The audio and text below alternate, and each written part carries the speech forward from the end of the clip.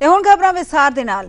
President ਜੋ Biden ਨੇ America ਦੇ ਵਿੱਚ ਗੈਸ ਦੀਆਂ ਆਸਮਾਨ ਛੂਹਣੀਆਂ ਕੀਮਤਾਂ ਨੂੰ ਘੱਟ ਕਰਨ ਦੇ ਲਈ 3 ਨਵੇਂ ਕਦਮ ਚੁੱਕਣ ਦਾ ਫੈਸਲਾ ਲਿਆ ਹੈ। ਜ਼ਿਕਰਯੋਗ ਹੈ ਕਿ ਅਮਰੀਕਾ ਦੇ ਵਿੱਚ ਗੈਸ ਦੀਆਂ ਮੌਜੂਦਾ ਕੀਮਤਾਂ ਇਥੋਂ ਦੀਆਂ ਨਵੰਬਰ ਦੇ ਵਿੱਚ ਹੋ ਰਹੀਆਂ ਮੱਧਵਰਤੀ ਚੋਣਾਂ ਦੇ ਵਿੱਚ ਪ੍ਰੈਜ਼ੀਡੈਂਟ ਦੀ ਡੈਮੋਕ੍ਰੈਟਿਕ ਪਾਰਟੀ ਦੇ ਲਈ ਬੇहद ਨੁਕਸਾਨਦੇਹ ਸਾਬਤ ਹੋ ਸਕਦੀਆਂ ਨੇ। ਪ੍ਰੈਜ਼ੀਡੈਂਟ ਬਾਈਡਨ ਨੇ ਵਾਈਟ ਹਾਊਸ ਦੇ ਵਿੱਚ ਵਿਸ਼ੇਸ਼ ਪ੍ਰੈਸ ਕਾਨਫਰੰਸ ਦੇ ਦੌਰਾਨ ਜਿੱਥੇ ਅਮਰੀਕਾ ਦੇ ਰਿਜ਼ਰਵ ਸਟਾਕ ਚੋਂ ਹੋਰ ਤੇਲ ਉਤਪਾਦਨ ਦੇ ਹੁਕਮ ਦਿੱਤੇ ਨੇ, ਉੱਥੇ ਹੀ ਉਹਨਾਂ ਵੱਡੀਆਂ ਤੇਲ ਕੰਪਨੀਆਂ ਨੂੰ ਵੀ ਰਿਕਾਰਡ ਮੁਨਾਫਾ ਕਮਾਉਣ ਦੇ ਬਾਰੇ ਚੇਤਾਵਨੀ ਦਿੰਦਿਆਂ ਗੈਸ ਦੀਆਂ ਕੀਮਤਾਂ ਨੂੰ ਸਹਿਜ ਰੱਖਣ ਦਾ ਸੁਝਾਅ ਦਿੱਤਾ ਹੈ। Today I'm announcing 3 critical steps that my administration will take to reduce gas prices at the pump.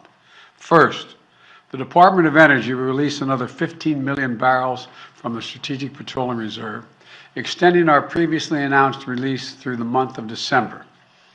With my announcement today, we're going to continue to stabilize markets and decrease the prices at a time when the actions of other countries have caused such volatility. And I've told my team behind me here to be prepared to look for further releases in the months ahead if needed. Secondly, we need to responsibly increase American oil production without delaying or deferring our transition to clean energy. We're producing 12 million barrels of oil per day. And by the end of this year, we will be producing 1 million barrels a day more than the day in which I took office. In fact, we're on track for record oil production in 2023. The third thing I'm doing is I'm calling on oil companies to pass the savings on to consumers. Consider this. In the second quarter of this year, profits at 6 of the largest producers, publicly traded oil companies, were more than $70 billion. That's $70 billion in just one quarter, 90 days, $70 billion. So far, American oil companies are using that windfall, the windfall of profits, to buy back their own stock, passing that money on to their shareholders, not to consumers. And thanks in large part to the steps we've taken this year, the price of oil has fallen nearly $40 a barrel since mid-June. But guess what? Gas prices haven't fallen that much. In fact, Americans would be paying at least 60 cents less per gallon for every gallon they buy. Say it again, 60 cents less for every gallon they buy. My message to the American energy companies is this: you should not be using your profits to buy back stock or for dividends. Not now. Let me close with this. I know it's been a rough 4 or 5 years for the country. For a lot of families, things are still tough. The choices made by other countries are affecting the price of gas here at home. And we can strengthen our energy security now, and we can build a clean energy economy for the future at the same time. It's totally within our capacity. Totally within our capacity. Gas prices are coming down. We're going to do everything we can to make sure they continue to come down, and companies act responsibly so it's reflected at the pump. Thank you all, and may God bless you, and may God protect our troops. Thank you. Appreciate it. California ਸੂਬੇ ਦੇ ਮਡੇਰਾ ਸ਼ਹਿਰ ਵਿਖੇ ਚਮੜੀ ਦੇ ਰੋਗਾਂ ਦੇ ਮਾਹਿਰ doctor Babur Rao ਨੇ ਹੁਣ ਆਪਣੇ ਇੱਕ ਹੋਰ ਨਵੇਂ ਕਲੀਨਿਕ ਦੀ ਸ਼ੁਰੂਆਤ ਕਰ ਦਿੱਤੀ ਹੈ। ਬੀਤੇ ਦਿਨ ਮਡੇਰਾ ਵਿਖੇ ਰਾਓ ਡਰਮੇਟੋਲੋਜੀ ਦੇ ਇਸ ਨਵੇਂ ਕਲੀਨਿਕ ਦਾ ਰਿਬਨ ਕੱਟ ਕੇ ਉਦਘਾਟਨ ਕੀਤਾ ਗਿਆ ਅਤੇ ਇਸ ਮੌਕੇ ਮਡੇਰਾ ਦੇ ਮੇਅਰ ਸਣੇ ਮਡੇਰਾ ਸਿਟੀ ਕਾਉਂਸਲ ਅਤੇ ਚੈਂਬਰ ਆਫ ਕਾਮਰਸ ਦੇ ਕਈ ਅਧਿਕਾਰੀ ਮੌਕੇ ਤੇ ਮੌਜੂਦ ਸਨ। ਦੱਸਣਯੋਗ ਹੈ ਕਿ ਰਾਓ ਦੇ ਫ੍ਰਿਜ਼ਨੋ, ਹੈਨਫਰਡ, ਨਿਊਯਾਰਕ ਅਤੇ ਨਿਊ ਜਰਸੀ ਵਿਖੇ ਪਹਿਲਾਂ ਵੀ ਕਲੀਨਿਕ ਹਨ ਜਿੱਥੇ ਗੰਜੇਪਣ ਦਾ ਅਤੇ ਹੋਰ ਚਮੜੀ ਦੇ ਰੋਗਾਂ ਦਾ ਇਲਾਜ ਬਹੁਤ ਕਾਮਯਾਬੀ ਦੇ ਨਾਲ ਕੀਤਾ ਜਾ ਰਿਹਾ ਹੈ। ਇਸ ਨਵੇਂ ਕਲੀਨਿਕ ਦੇ ਉਦਘਾਟਨ ਦੇ ਮੌਕੇ ਸਿਟੀ ਅਧਿਕਾਰੀਆਂ ਨੇ ਡਾਕਟਰ ਬਾਬਰ ਰਾਓ ਨੂੰ ਵਧਾਈਆਂ ਵੀ ਦਿੱਤੀਆਂ। ਹਾਂਜੀ, ਅੱਜ ਮਡੇਰਾ ਸਾਡੀ ਕਲੀਨਿਕ ਡਰਮੇਟੋਲੋਜੀ ਖੋਲੀ ਹੈ, ਸਕਿਨ ਦੀ ਕਲੀਨਿਕ। ਇਸ ਤੋਂ ਪਹਿਲੇ ਮਡੇਰਾ 'ਚ ਕੋਈ ਸਕਿਨ ਦੀ ਕਲੀਨਿਕ ਹੈ ਹੀ ਨਹੀਂ ਸੀ ਪਿਛਲੇ 100 ਸਾਲਾਂ ਤੋਂ। ਤੇ ਸਾਡੇ ਕੋਲ ਟੀਮ ਅੱਛੀ ਹੈ, 2 ਬੰਦੇ ਐਸੇ ਨੇ ਜਿਹੜੇ ਪੰਜਾਬੀ ਬੋਲਦੇ ਨੇ, ਮੈਂ ਤੇ ਦੂਸਰੀ ਡਾਕਟਰ ਹਰੂਨ ਹੈ, ਤੇ ਵੈਸੇ ਪੂਰੀ ਟੀਮ ਹੈ ਤੇ ਅਸੀਂ ਹਰ ਕਿਸਮ ਦੀ ਸਕਿਨ ਦੀ ਟ੍ਰੀਟਮੈਂਟ ਕਰਨੇ ਆ। ਔਰ ਇਹ ਕਿੱਥੇ ਤੁਹਾਡੇ ਕਲੀਨਿਕ ਹੈਗੇ ਆਲਰੇਡੀ? ਜੀ, ਸਾਡੇ ਇੱਥੇ ਕੈਲੀਫੋਰਨੀਆ 'ਚ ਆਲਰੇਡੀ ਫਰੈਜ਼ਨੋ 'ਚ ਹੈਗੇ ਨੇ ਤੇ ਹੈਨਫਰਡ 'ਚ, ਤੇ ਸਾਡੇ ਵੈਸੇ ਕਲੀਨਿਕ ਨਿਊਯਾਰਕ ਤੇ ਨਿਊ ਜਰਸੀ 'ਚ ਵੀ ਨੇ, ਲੇਕਿਨ ਅਸੀਂ ਮੋਸਟਲੀ ਜ਼ਰਾ ਕੰਸਨਟਰੇਟ ਕਰ ਰਹੇ ਹਾਂ। ਇਹ ਸਕਿਨ ਦੇ ਕਿਸ ਤਰ੍ਹਾਂ ਦੇ ਟ੍ਰੀਟਮੈਂਟ ਤੁਸੀਂ ਕਰਦੇ ਹੋ? ਕੀ ਹੁੰਦਾ? ਤੇ ਹਰ ਕਿਸਮ ਦੇ ਹੀ, ਜਿਸ ਤਰ੍ਹਾਂ ਦੇ ਕਿਸੇ ਨੂੰ ਕੋਈ ਵਾਲਾਂ ਦੀ ਬਿਮਾਰੀ ਹੈ, ਗੰਜੇਪਣ ਦੀ ਹੈ, ਜਾਂ ਉਹਨਾਂ ਨੂੰ ਕੋਈ ਪਿਗਮੈਂਟੇਸ਼ਨ ਹੈ, ਜਾਂ ਸਕਿਨ ਦੀ ਕੋਈ ਰੈਸ਼ ਹੈ, ਤੇ ਉਹ ਸਾਰੇ ਟ੍ਰੀਟ ਕਰਨੇ ਆ। ਤੇ ਨਾਲ ਫਿਰ ਅਗਰ ਕੋਈ ਕਾਸਮੈਟਿਕ ਕਰਨੀ ਆ, ਲੇਜ਼ਰ ਹੇਅਰ ਰਿਮੂਵਲ, ਬੋਟਾਕਸ ਜਾਂ ਫਿਲਰ ਦੇ ਇੰਜੈਕਸ਼ਨ, ਹੋਰ ਹਰ ਕਿਸਮ ਦੇ ਜੇ ਉੱਥੇ ਉਹ ਐਸਥੈਟੀਸ਼ੀਅਨ ਵੀ ਹੈ ਨੇ ਉਹ ਸਾਰੀ ਫੇਸ਼ੀਅਲ ਟ੍ਰੀਟਮੈਂਟ ਲਈ।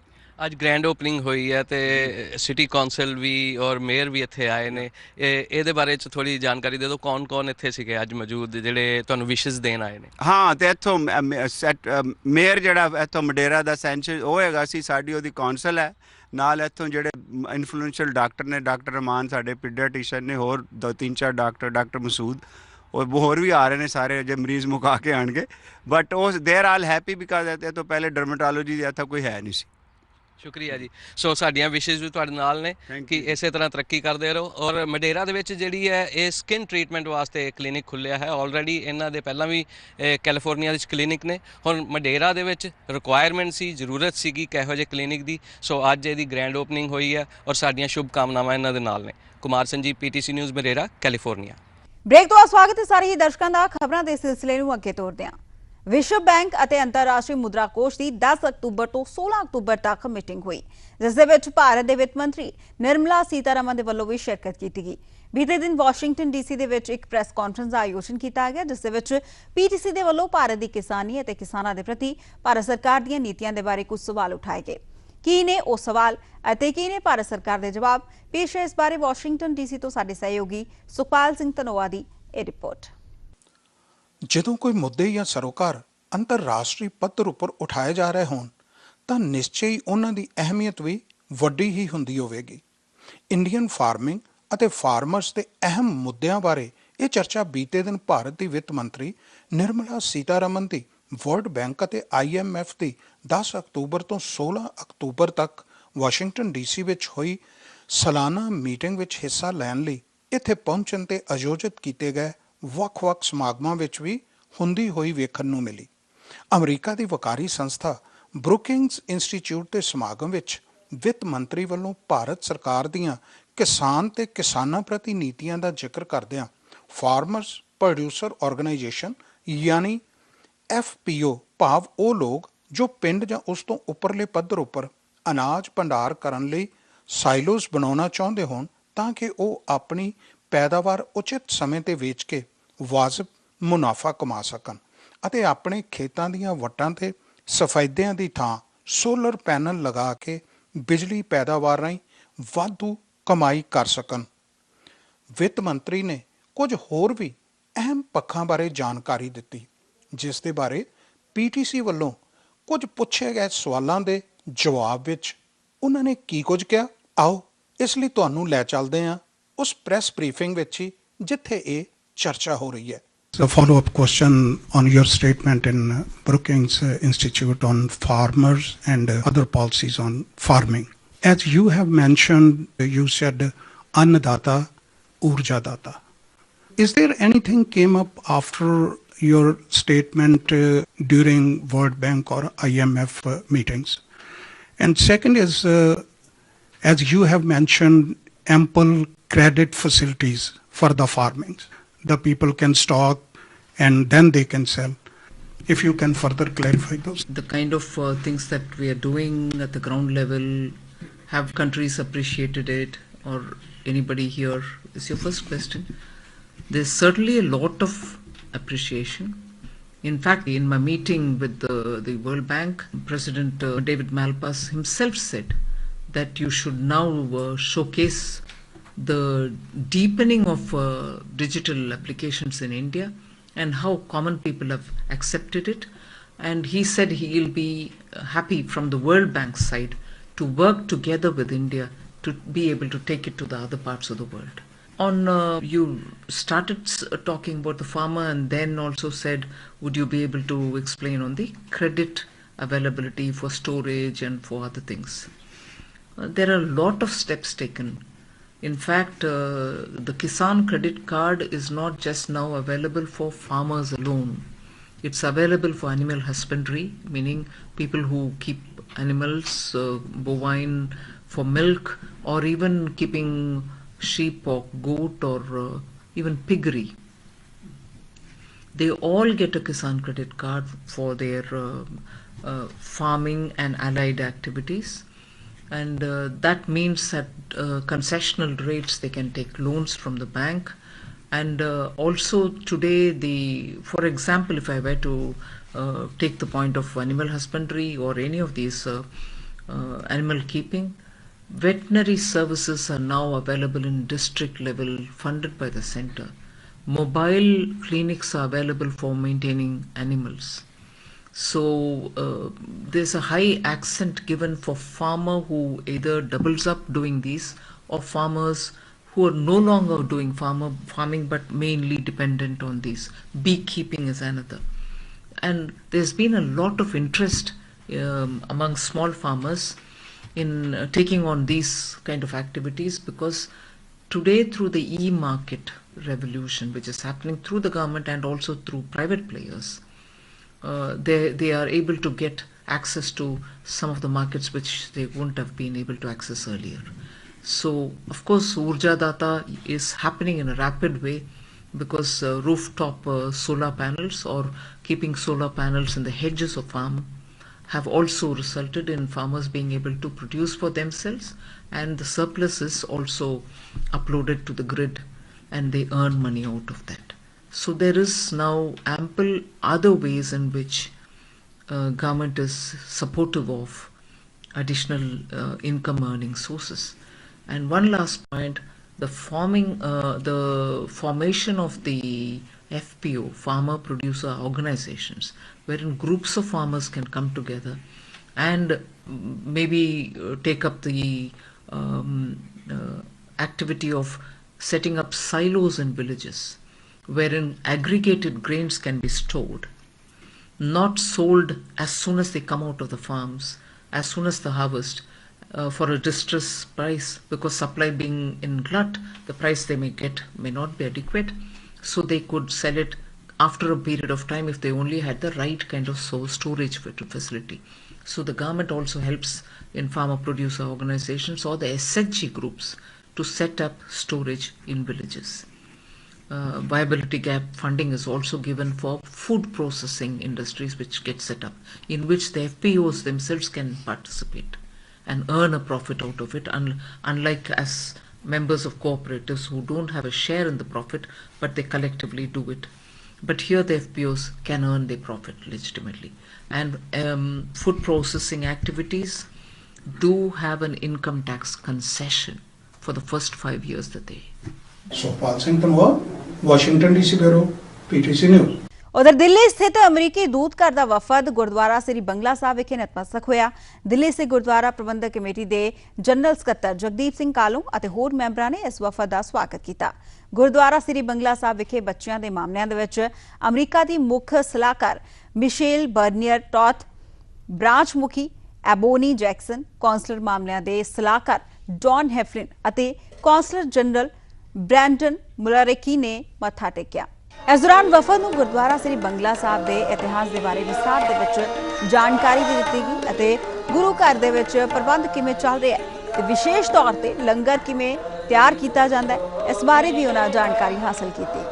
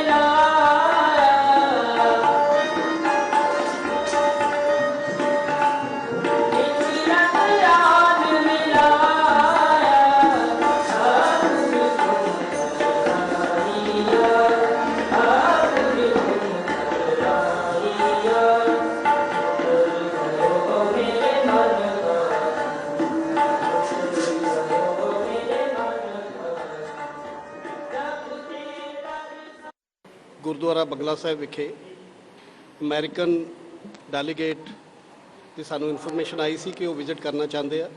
ਦਿੱਲੀ ਸਿੱਖ ਗੁਰਦੁਆਰਾ ਪ੍ਰਬੰਧਕ ਕਮੇਟੀ ਵੱਲੋਂ ਉਹਨਾਂ ਨੂੰ ਜੀ ਆਇਆਂ ਕਿਹਾ। ਇਸ ਡੈਲੀਗੇਸ਼ਨ ਨੂੰ ਜੋ ਹੈੱਡ ਕਰ ਰਹੇ ਸਨ ਮਿਸ ਮਿਸ਼ੇਲ, ਉਹ ਚਾਈਲਡ ਵੈਲਫੇਅਰ ਦੇ ਜਿਹੜੇ ਹੈੱਡ ਹੈਗੇ ਨੇ, ਚੀਫ ਐਡਵਾਈਜ਼ਰ ਹੈ, ਔਰ ਇਹਨਾਂ ਨੇ ਬੜੀ ਜਾਣਕਾਰੀ, ਜਿਹੜੀ ਬਰੀਕੀ ਦੇ ਨਾਲ ਜਾਣਕਾਰੀ ਸਾਰੀ ਇੱਥੋਂ ਲਈ ਹੈ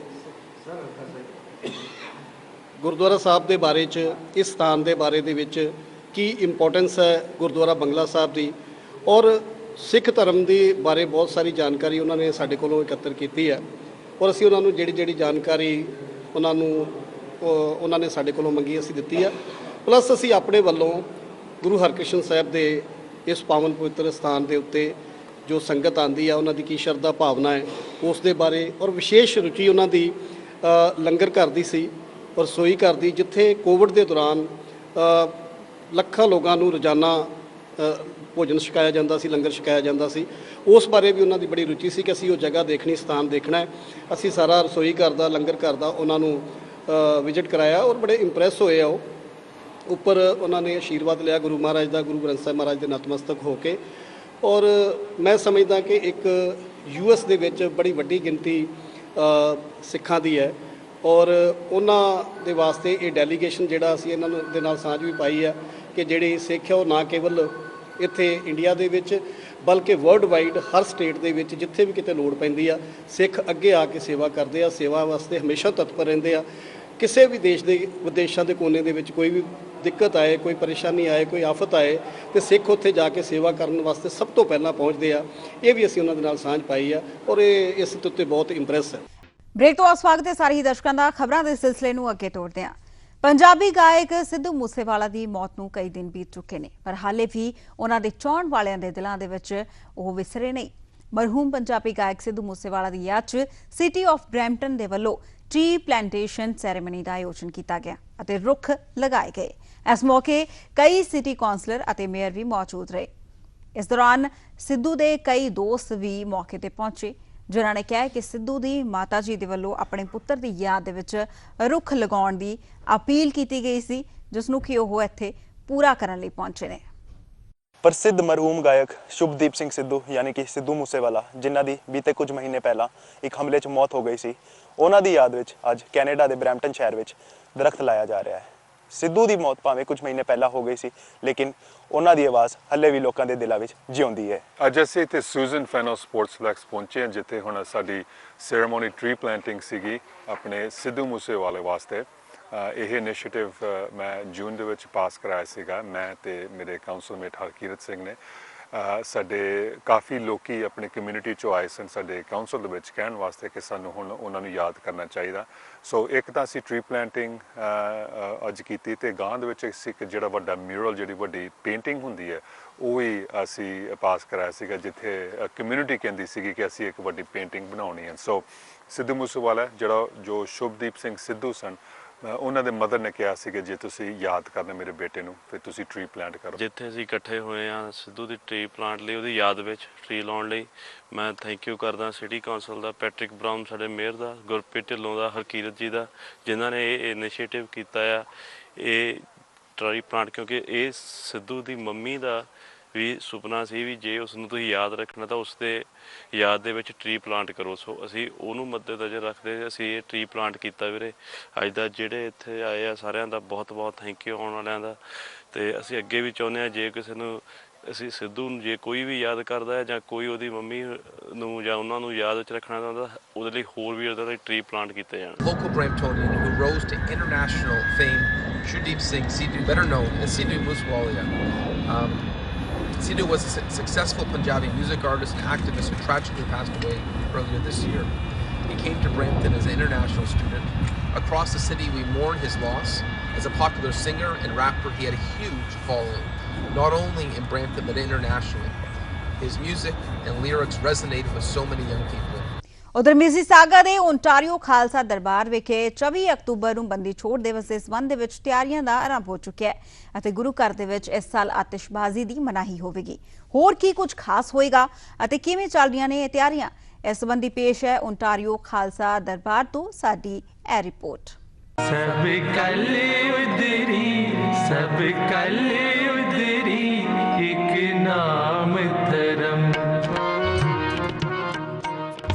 ਦੀਵਾਲੀ ਦੇ ਤਿਉਹਾਰ ਤੇ ਬੰਦੀ ਛੋੜ ਦਿਵਸ ਦੇ ਮੌਕੇ ਨਾਰਥ ਅਮਰੀਕਾ ਦੇ ਸਭ ਤੋਂ ਵੱਡੇ ਗੁਰਦੁਆਰਿਆਂ ਵਿੱਚੋਂ ਇੱਕ ਓਨਟਾਰੀਓ ਖਾਲਸਾ ਦਰਬਾਰ ਵਿੱਚ ਸਾਰਾ ਦਿਨ ਕੀਰਤਨ ਸਮਾਗਮ ਆਯੋਜਿਤ ਕੀਤੇ ਜਾ ਰਹੇ ਨੇ ਤੇ ਦਿਨ ਭਰ ਲੰਗਰ ਵੀ ਵਰਤਾਇਆ ਜਾਏਗਾ। ਗੁਰਦੁਆਰਾ ਪ੍ਰਬੰਧਕ ਕਮੇਟੀ ਵੱਲੋਂ ਇਸ ਵਾਰ ਗੁਰਦੁਆਰਾ ਸਾਹਿਬ ਵਿੱਚ ਖਾਸ ਸਜਾਵਟ ਵੀ ਕੀਤੀ ਜਾ ਰਹੀ ਹੈ ਤੇ ਸੰਗਤਾਂ ਨੂੰ ਵੱਧ ਚੜ ਕੇ ਗੁਰਦੁਆਰੇ ਵਿੱਚ ਹਾਜ਼ਰੀ ਭਰਨ ਦੀ ਅਪੀਲ ਕੀਤੀ ਜਾ ਰਹੀ ਹੈ। ਜਿਵੇਂ ਕਿ ਤੁਸੀਂ ਜਾਣਦੇ ਹੋ, ਬੰਦੀ ਛੋੜ ਦਿਵਸ 24 ਅਕਤੂਬਰ ਦਿਨ ਸੋਮਵਾਰ ਨੂੰ ਆ ਰਿਹਾ ਤੇ ਇਸੇ ਤਰ੍ਹਾਂ ਓਨਟਾਰੀਓ ਖਾਲਸਾ ਦਰਬਾਰ ਦੀ ਸਮੁੱਚੀ ਕਮੇਟੀ ਵੱਲੋਂ ਅਤੇ ਸਾਡੇ ਬਹੁਤ ਹੀ ਸਤਿਕਾਰਯੋਗ ਰਾਗੀ ਸਿੰਘਾਂ ਵੱਲੋਂ ਅਸੀਂ ਵੀ ਇੱਥੇ ਰਲ ਮਿਲ ਕੇ ਬੰਦੀ ਛੋੜ ਦਿਵਸ ਮਨਾ ਰਹੇ ਹਾਂ ਤੇ ਅਸੀਂ ਸੰਗਤ ਨੂੰ ਅਪੀਲ ਕਰਦੇ ਹਾਂ, ਬੇਨਤੀ ਕਰਦੇ ਹਾਂ ਕਿ ਆਓ 24 ਅਕਤੂਬਰ ਨੂੰ ਦਿਨ ਸੋਮਵਾਰ ਜੋ ਕਿ ਬੰਦੀ ਛੋੜ ਦਿਵਸ ਆਪਾਂ ਰਲ ਮਿਲ ਕੇ ਮਨਾਈਏ। ਉਧਰ ਬ੍ਰਿਟਿਸ਼ ਕੋਲੰਬੀਆ ਸੂਬੇ ਦੇ ਵਿੱਚ ਸੋਕੇ ਦੇ ਕਾਰਨ ਸਨਸ਼ਾਈਨ ਕੋਸਟ ਤੇ ਸਟੇਟ ਆਫ ਐਮਰਜੈਂਸੀ ਦਾ ਐਲਾਨ ਕੀਤਾ ਗਿਆ। ਦੱਸਦੇ ਕਿ ਸੋਕੇ ਦੇ ਕਾਰਨ ਕਈ ਪਾਣੀ ਦੀਆਂ ਬੋਤਲ ਕੰਪਨੀਆਂ, ਬਰੂਰੀਜ਼ ਤੇ ਪਾਣੀ ਦੀ ਵਰਤੋਂ ਤੇ ਰੋਕ ਲਗਾ ਦਿੱਤੀ ਗਈ ਹੈ। ਇਹ ਐਲਾਨ ਆਉਣ ਵਾਲੇ ਕੁਝ ਹਫ਼ਤਿਆਂ ਦਿੱਤਾ ਕਿ ਇਸ ਇਲਾਕੇ ਦੇ ਵਿੱਚ ਮੀਂਹ ਨਾ ਪੈਣ ਦੀ ਸੰਭਾਵਨਾ ਦੀ ਭਵਿੱਖਬਾਣੀ ਤੋਂ ਬਾਅਦ ਕੀਤਾ ਗਿਆ। ਸਥਾਨਕ ਪ੍ਰਸ਼ਾਸਨ ਅਤੇ ਅਧਿਕਾਰੀਆਂ ਦੇ ਵੱਲੋਂ ਗੈਰ ਜ਼ਰੂਰੀ ਕੰਮਾਂ ਦੇ ਲਈ ਪਾਣੀ ਦੀ ਵਰਤੋਂ ਨਾ ਕਰਨ ਦੀ ਵੀ ਅਪੀਲ ਕੀਤੀ ਗਈ ਹੈ। ਫਿਲਹਾਲ ਇਸ ਬੁਲੇਟਿਨ ਦੇ ਵਿੱਚ ਇੰਨਾ ਹੀ। ਦਿਓ ਇਜਾਜ਼ਤ। ਧੰਨਵਾਦ।